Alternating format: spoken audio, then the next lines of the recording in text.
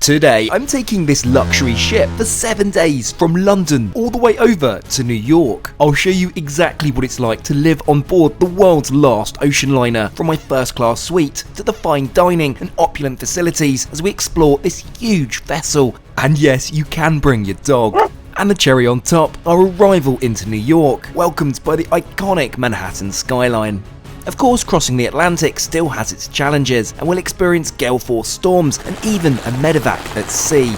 With that, let's pick up my story at the beginning of this mammoth voyage at London Waterloo Station. It's a busy one this morning as we catch our train to Southampton for the 90-minute jaunt down to the docks. We're retracing the steps many would have taken on their way to America over the last century. Historically, in first class, you'd have stayed upon arrival at the then luxury Southwestern Hotel before catching your ocean liner the following day. Oh, and yes, that does include the Titanic, which also departed Southampton. Now it's a short taxi over to the cruise terminal, where we catch the first sight of our new home for the next 7 days. Well, hello and welcome back to the channel. You join me here in Southampton in the UK, where I'm going to be starting my journey today on the Queen Mary 2. Let's go and sort out the various formalities that we've got to do in order to take this ocean liner over to the United States, like you would have done many years ago.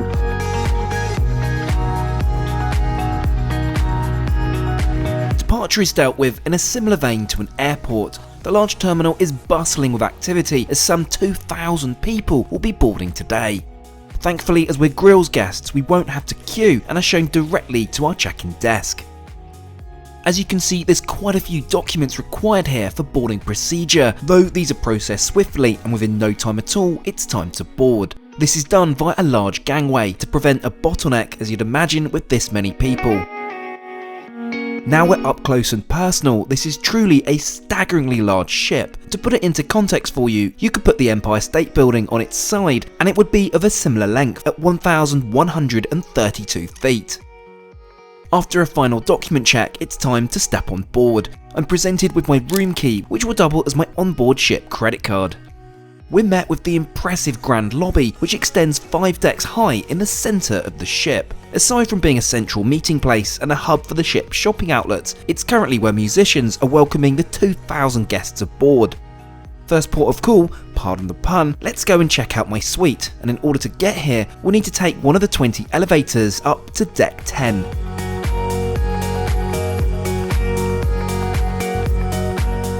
So I'm in stateroom 10030, which is mid-forward on the port side of the vessel.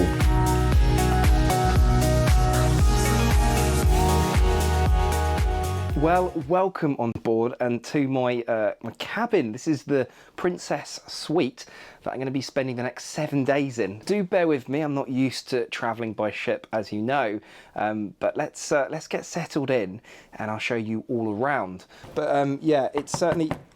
Wait a second, who could that be? Hi! Mum, hello, fancy seeing you here. Didn't expect to see me. Do come in, Thank you. Come and check out our suite. Gosh, it's amazing. It's cool, isn't it? Isn't it? Like, oh, look at the view. This will be, yeah, I know, well, the beautiful Southampton. This will be our home now for the next 7 days. Our porter did say that apparently we've got our cases arriving in just a minute. Let's get settled in and then we'll show you all around on our way to New York. Wow!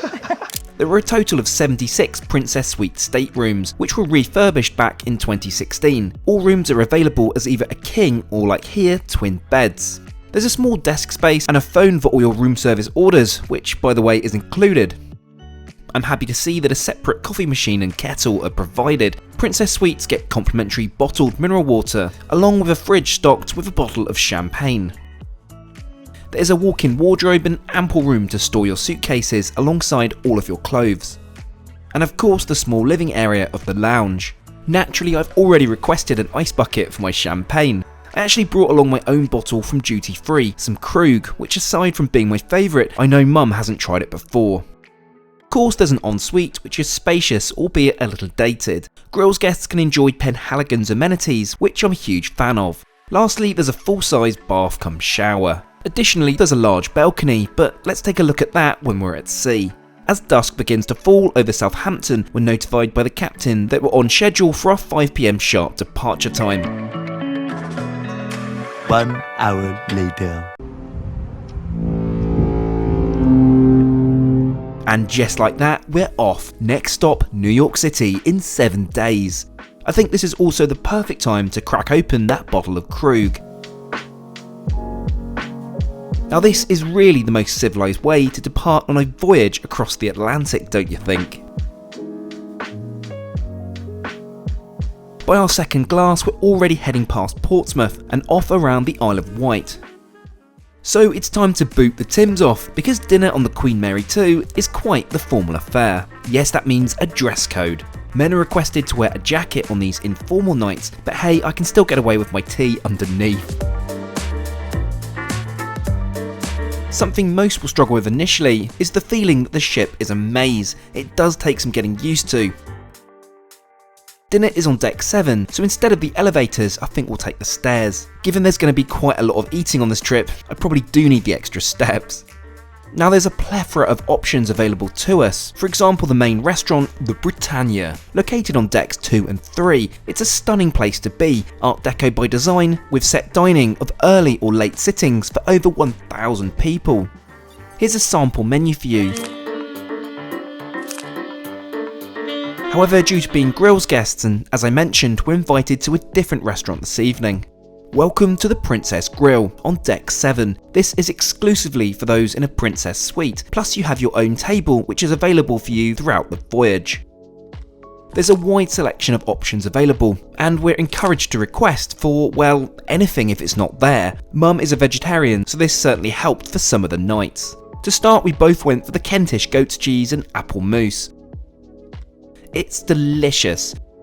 For main, Mum went for the spiced courgette kofta, whereas I went for, of course, the steak.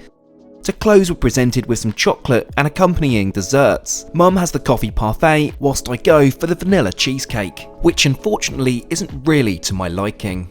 With dinner out of the way, it's time for this evening's entertainment. This is the Royal Court Theatre, which spans 2 decks of the ship, 2 and 3.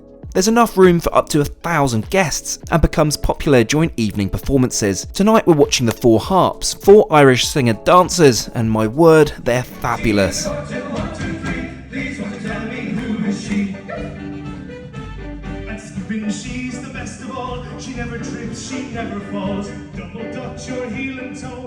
So, Mum, how was your first evening on the, I was going to say train then, on the boat? How was it? Oh, we've had fun. It's been good. We had a good meal. And yeah, I think that's the end of day 1 on the oceans. Yeah, really exciting. Loving it. Well, that's it. Off to sleep for us. Or so we thought. So it's 2 AM and just off the coast of Cornwall, there's a medical emergency.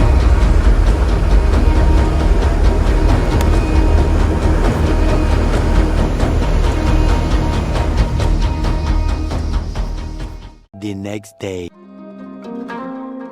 Good morning, and what a beautiful morning it is. Let's get out on that balcony then and enjoy the sunshine. The balcony is of a decent size, about 90 square feet, and one of my favourite places to go and relax.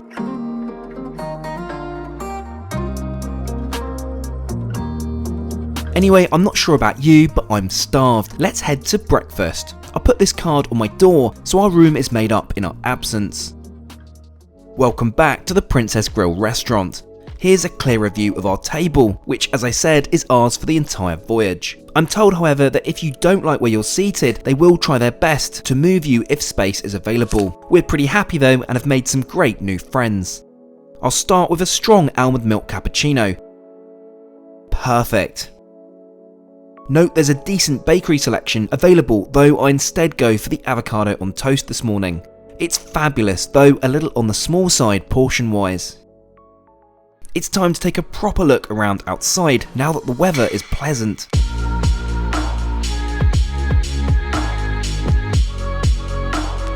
Okay, so the Queen Mary 2 is not a cruise ship, and as such does not have as much outside space, such as pools and flumes, that you'd get on cruise ships of this size. What it does have though is an outer deck which runs the entire perimeter of the ship, and with 1 mile needing 3 laps, we've certainly got our work cut out. Honestly, we probably did 2 to 3 miles a day. It's such a lovely way to get that much needed exercise whilst at sea. As we head to the rear of the ship, or in proper terminology, the aft, you'll see there's a pool and a couple of hot tubs.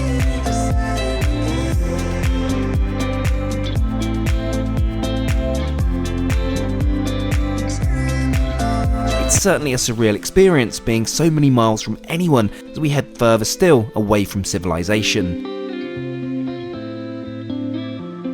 In contrast, you'll see the front of the ship is really quite different. It's incredibly windy of course, but there's a lot less space and not really comparable views. So with that, let's hot-foot it up to the top deck. Next we'll pass the kennels. There is space for 24 dogs and cats on board, and at a cost of $1,000 each, they're certainly pampered pets. Get this though, they've even got a lamppost from Liverpool for the UK dogs and a fire hydrant from New York for the US ones. Aside from the outside space, there's an owner's lounge where you can spend time with your pet 4 times daily. There is also a weekly dog show which we'll certainly be back for later on in the voyage. Let's continue upwards then to deck 13, the sun deck, or for hilarity purposes a chance for me to show off my golf skills. And yes, we've still not made it to the highest point of the ship, deck 14. This is located near the front of the ship above the bridge and offers a spectacular perspective of the rest of the ship.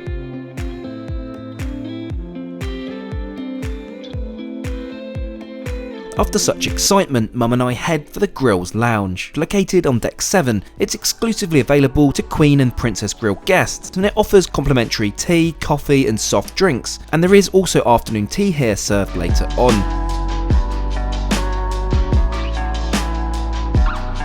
Given our plans for a large afternoon tea, we elect to have a more simple room service lunch back at our room, and the selection is pretty good. All of this is included in your rate, aside from of course the drinks. As we wait for room service to arrive, here is one of the other dining options, the King's Court. It's a buffet style dining area which has no dress code per se and has more flexible serving hours. The food here is solid but not a hit on the Grills or Britannia restaurants. We both go for the sweet cherry tomato soup, served with a warm ciabatta roll. I also couldn't resist ordering the mac and cheese, which is absolutely divine. So much for a light lunch after all, hey? Now to embrace what this trip can also be, a time to truly relax and unwind, or perhaps 40 winks or so as we glide ever further westwards.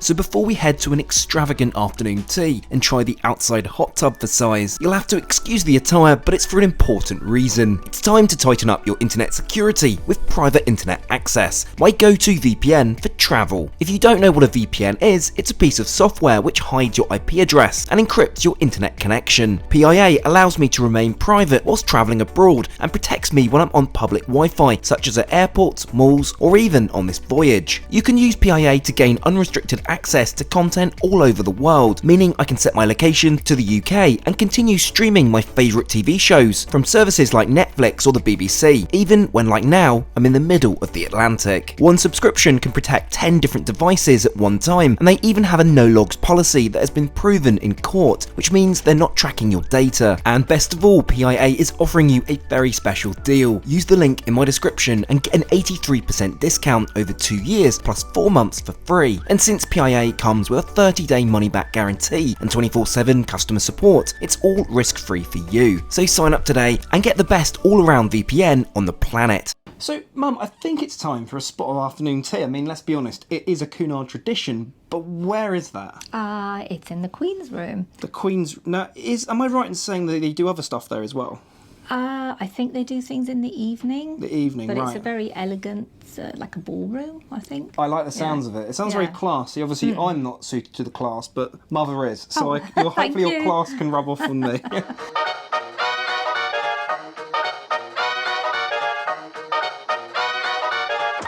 The Queen's room is located on deck 3, complete with a double height ceiling, sweeping dance floor and glistening chandeliers. It's the location for afternoon tea and formal events. It can, however, be very busy, so the suggestion is to arrive early, prior to 3:30. It really brings back the romance of timeless ocean travel of a bygone era. My sweet tooth is also all for it, and I have to say I'm glad I didn't have that 3-course lunch.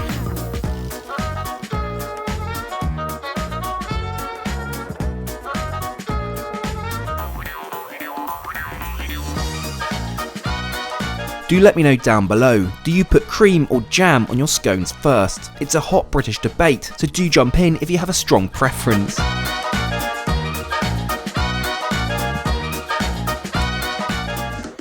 Well, hello there. Mum and I have decided that it is the perfect opportunity to go and try the onboard jacuzzi out. Now, of course, a ship so big, there are many to choose from. However, there's a special area which is specifically for Princess and Queen Grill suites, which apparently we can go to at the very back of the ship. We've no idea if there's going to be other people there or what it's going to be like, but I've got my dressing gown on and get my slippers on. Let's go and see what it is like to go in a jacuzzi in the middle of the Atlantic.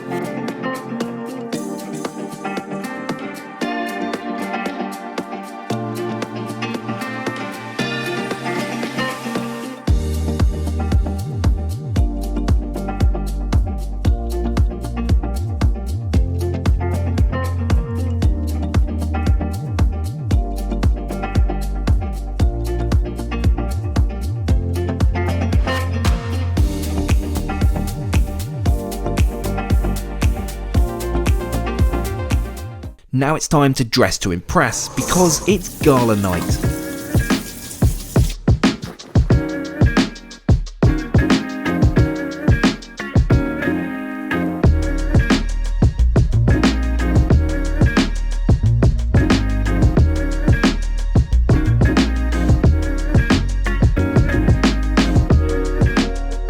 Well, this is certainly a change for the channel. When did you last see me so formal?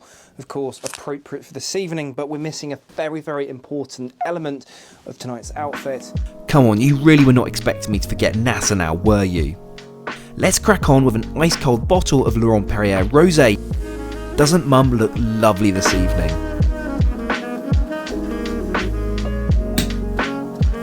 Hey! There we go. Cheers! Now the awkward situation. We have a half bottle of champagne left. Of course, I'm going to have to take that to dinner. Is this uncouth? Yes, certainly, but wouldn't you do the same?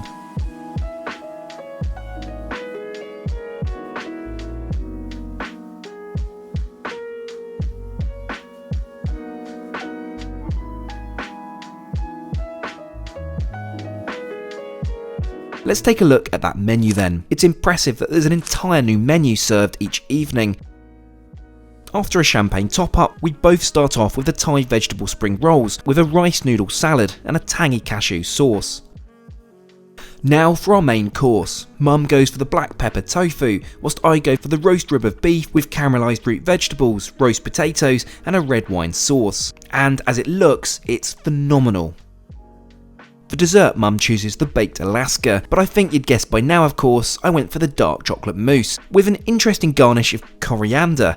It definitely worked though. Now whilst there is the temptation for the cheese plate, to be honest with you, I'm completely stuffed, and I really shouldn't.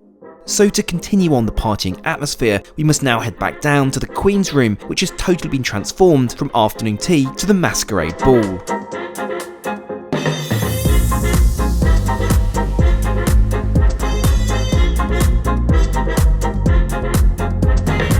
Truly memorable evening, with lots of singing, dancing and a few G&Ts to boot.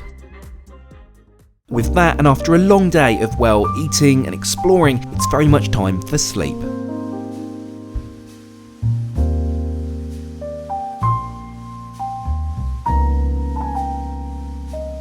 Let me just hang our breakfast in bed order up. Yes, this is a thing, and off to bed I go.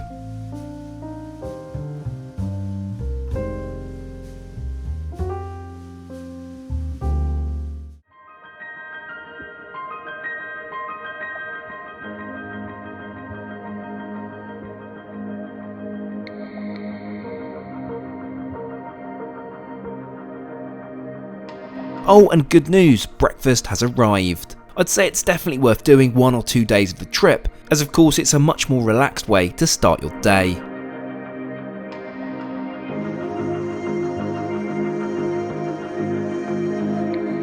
Right, you know what time it is? It's the dog show. It's only thanks to my friend Tim that I knew about this.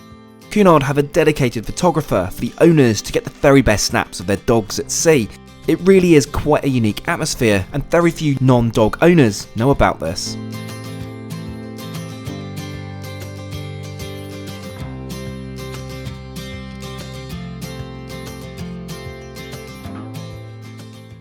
With just about as much canine excitement for one day, let's take it down a notch and go and check out the largest library at sea. Located on deck 8, at the very front of the ship, the library offers a place to relax and browse one of the 6,000 titles available.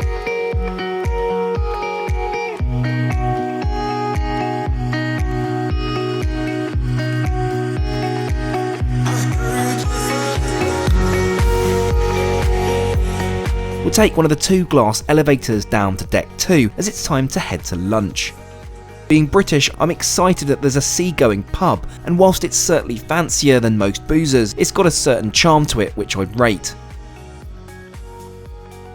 And yes, worry not, it's DC time. Unfortunately, the pub didn't really have the same flexibility for vegetarians, so my mum's ploughman's looked a little forlorn. Meanwhile, I have a hearty fish and chips to tuck into.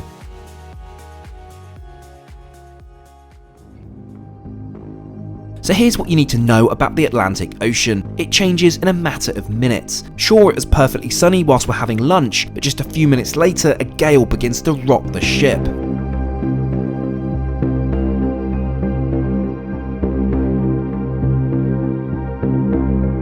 It's a good job I've not got seasick on this trip, as if anything is going to make you, this will. Bear in mind the Queen Mary 2 is one of the most stable ships in the ocean, but today she's no match for Mother Nature. To make matters even more interesting, we have a booking this afternoon for the planetarium, which could certainly be a challenge if it's still this stormy. The Illuminations Theatre plays host to the planetarium. It's essentially this huge dome which comes down from the ceiling and presents the most unique way of watching and indeed learning about our universe. Our story begins in the 1920s, when astronomers, using what was then the As the sun sets on our last day at sea, let's talk cost. How much was this? Well, here's the thing. You need to book early to secure your passage with Cunard. Grill suites often sell out 6 to 12 months in advance, as their transatlantic crossings are incredibly popular. I paid a total of £5,198 for the 2 of us, and yes, it's not cheap, but for 7 nights full board for such an iconic crossing, it's one I'll do again in a heartbeat. Back in our room, we need to put our bags out ready to be taken down for storage tonight by the porters. Right, I'm off to sleep. It's a super early 4 AM start in the morning. I awake to see land for the first time in 7 days. What a surreal feeling it is. Let's head out on deck to experience passing under the Verrazano Bridge with just a few feet of clearance.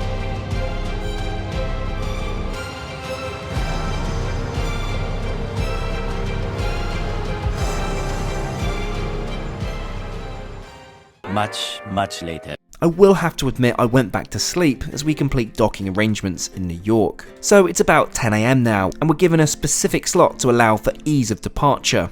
One final ride down to deck 2 and it's off. It's hard to imagine back in the last century the countless amount of people that made this ferry voyage for pleasure, work or a fresh start in the States, because well, it was the only way of getting here. Well, it's with great pleasure that we welcome you to the wonderful New York City, of course in the iconic Times Square. Have you had a good trip, Mum? It's been brilliant. Hasn't Thank it? you. Oh, no, Thank you for bringing me. No, it's been great having you along. It's been honestly absolutely amazing to spend some time together, quality time together, and just relax and escape in like a bubble of reality going across the Atlantic. But anyway, thank you so much for watching, and we'll catch you all again next time.